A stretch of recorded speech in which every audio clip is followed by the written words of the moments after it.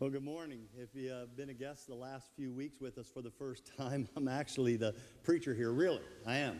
And I've just come off of a time of vacation and a time of break, a little bit of a sabbatical time. And I just want to say thanks also. It's so great serving in a church that encourages staff to use their vacation time and to get away. I believe the longevity of ministry. I'm approaching 40 years in ministry, and that longevity is totally due to just the support and prayer and love of a congregation, but also an opportunity to get a break.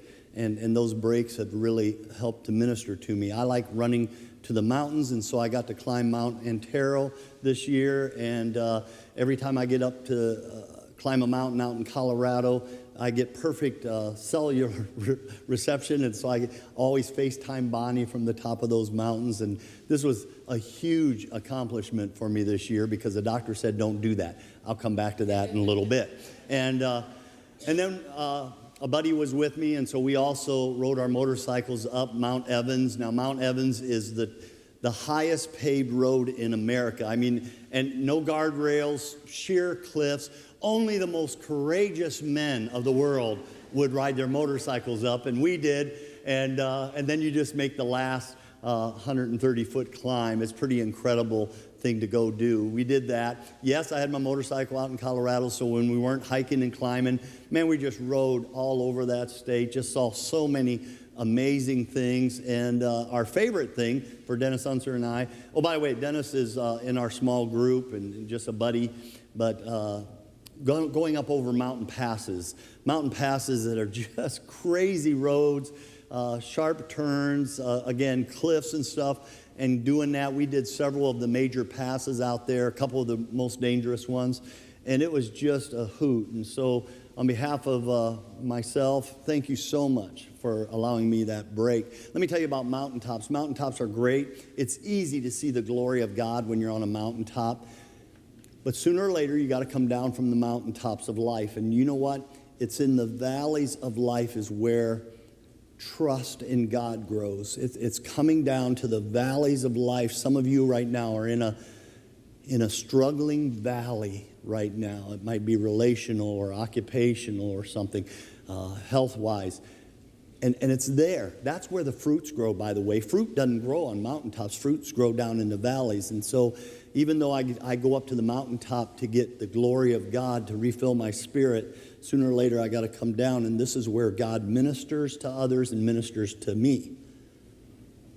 And so today we're talking about trusting God. What does it mean to trust God? I'm not accustomed to dealing with fears in my life, and recently I've had some fears pop up. A health concern, retirement funds. Where did that come from? I'm starting, and don't stress out, this isn't anything on the near horizon, but it's just, worry, are we putting away enough money? And my wife would say, no, you're not. And and concerned about that. I'm not used to worrying about money. When I was a kid, I never worried about money, man. My dad took care of me. I loved that. I loved being a small kid and never concerned about rent or payments on anything. It was just awesome because my dad took care of those worries. And then came the day I had to start working. My dad's, I was just a young teenager, by the way. By the way, to the kids in the room, some of you are making like $15 an hour this summer. When I started working, I made $2.10 an hour. I called my dad. I said, you ain't got to work no more. I got you. This is going to be great.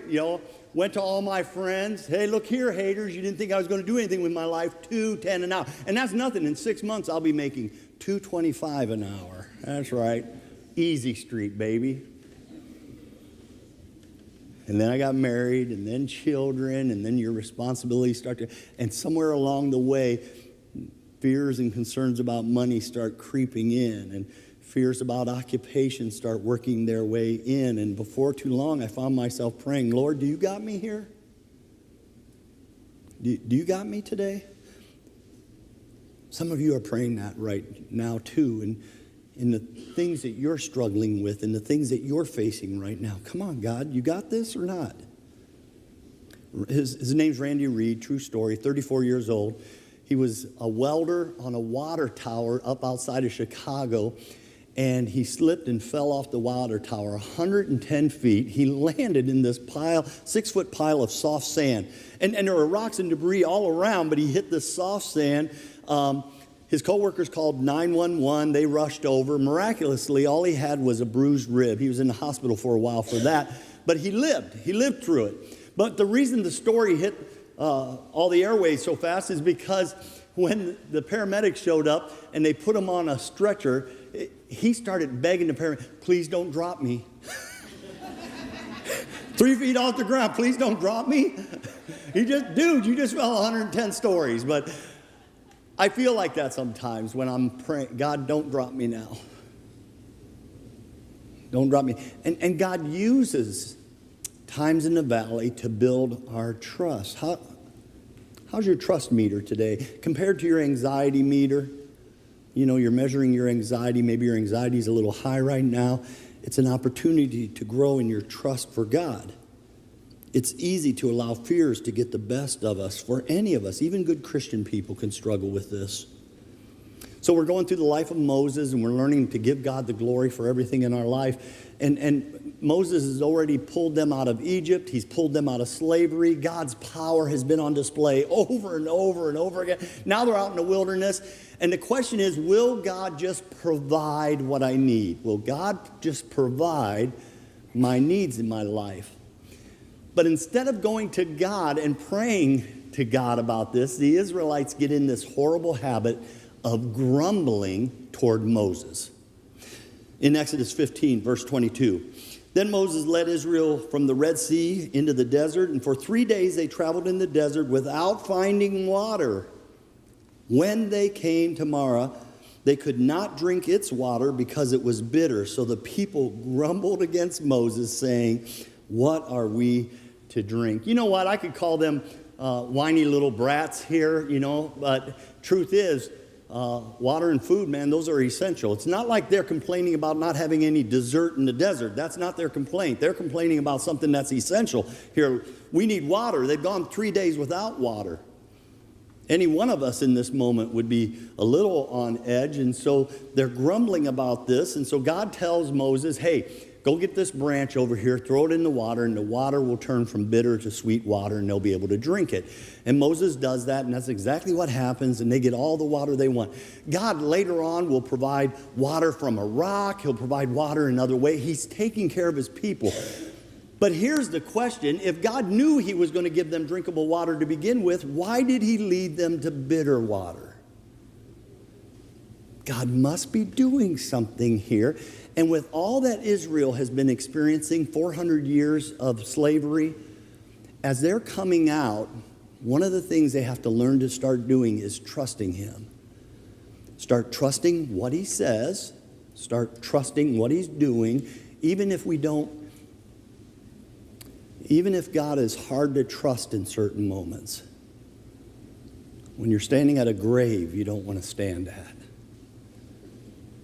Do I trust God in this moment is a huge question.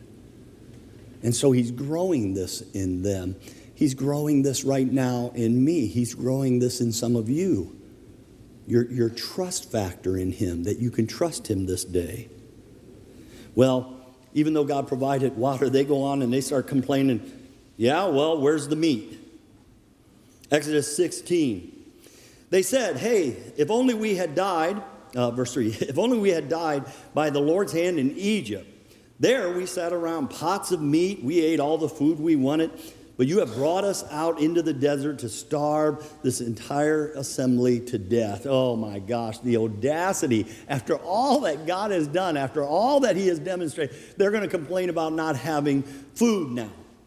And they're grumbling. And oh, by the way, back in Egypt when we were slaves, we sat around pots full of meat. We had all we want. That's not true. Their whole perceptive, their view of this, their memory is broken in all of this.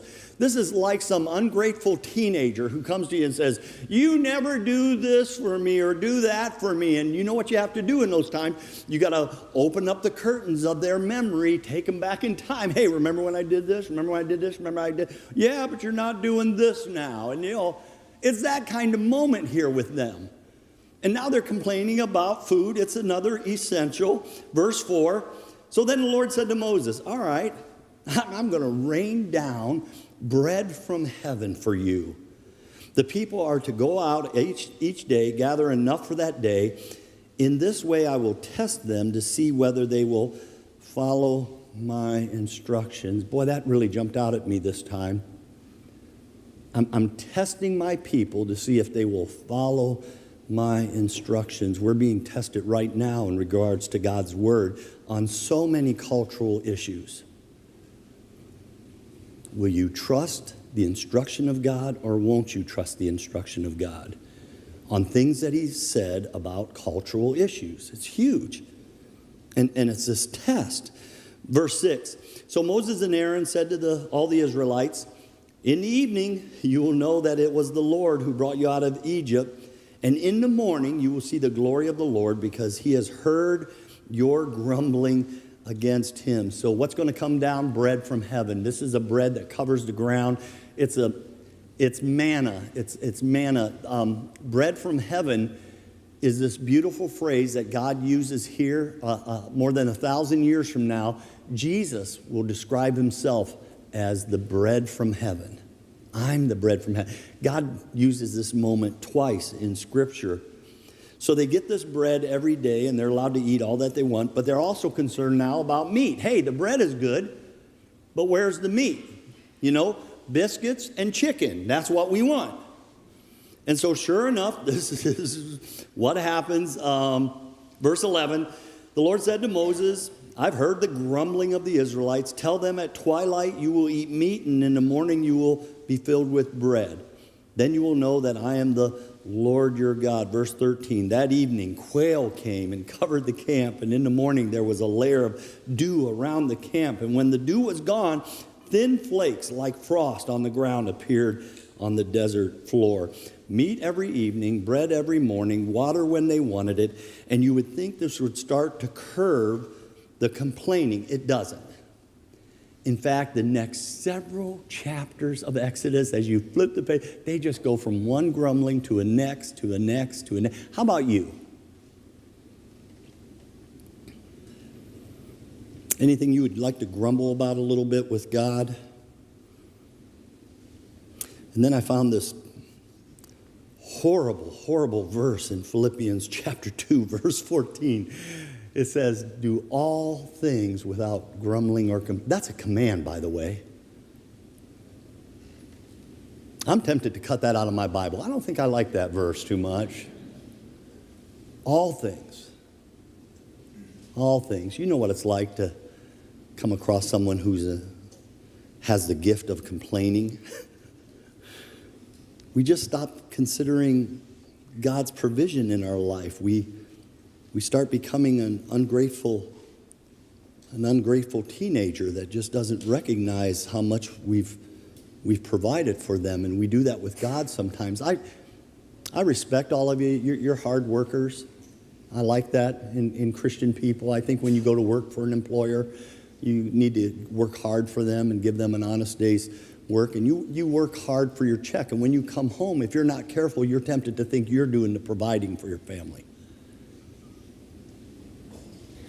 And it is by your hard work, but who opened the door for that job, or who opened the door for that education in your life, or who opened the door for that training? To be able to slow down a little bit and to be able to give God the glory for the things in your life would be so amazing to your spirit. But when you start taking credit for all the good things you have, I mean, just take an assessment sometimes. My goodness, I take an assessment. I got a nice house. I got a nice shelter to live in. I got a nice, comfortable bed to rest in. I've got air conditioning. I got a car that will take me anywhere I want to go. I got more technology in my back pocket than it took to put a man on the moon. I got a refrigerator that's got food in it. I mean, I've got a great life. And yet, I can be ungrateful. And occasionally, Bonnie can hear me complain. I'm bored. I'm tired. There's nothing to eat in this house. There's nothing good to watch on television. Oh, Ron. Israel just sat around And God just kept providing the food that they needed. Here comes the water. Here comes the quail. Here comes the man. It was like a golden corral in the Bible, man, I'm telling you. And all they did was grumble and grumble. How about you? Isn't there something in your life you should be stopping and giving God the glory for and just saying, you know what? You have taken good care of me. Granted, I don't have all that I want, but I have all that I need day in and day out. There's nothing worse than living with a grumbler. So we got a cat that's a grumbler. Oh yeah, I'm going to vent a little bit. Bonnie said, I want a cat. I said, absolutely not. So we got this cat. And it's just a terrible cat. I didn't want a cat. And don't get me wrong. Hey, all you cat lovers, don't get mad. I'm not a cat hater. They taste like chicken to me, so it's... If cat jokes bother you, you know what? Honestly, let me know. You can email me at brandonboyd@lincolnchristianchurch.org. So here it is. I said, all right, you got the cat now, but it stays out of our bedroom. Nope, cat's in our bedroom. I said, all right, the cat can be in the bedroom, but I don't want the cat in our bed. So the cat's in our bed. I said, all right, cat can be in, but it's on your side, not mine. Cat sleeps every night down between my feet. And he has retrained me in my sleeping that even when I'm half awake and I'm turning over, I'm careful not to disturb him. What has happened? I feed the cat, give it water. I take care of the kitty litter. Bonnie will tell you, I take care of all of that. And in the morning, when I walk by the cat, he hisses at me. And what you just did is what she does every morning. She just starts giggling. He hissed at you. That cat has no gratitude. To all the fat cats in this room, when was the last time we just bowed our head and said, you know what, God, you have been kind. You have been good. You have done so much to take care of me. What am I worried about? Why is this anxiety in my life? You've provided everything. Man, it'd be nice to have more, but that's all right. You've done it all. So trusting God is the point today. And now, here's my challenge. This coming week, I have to learn to practice what I preach. I normally don't like doing that, by the way. I've got to trust God this week.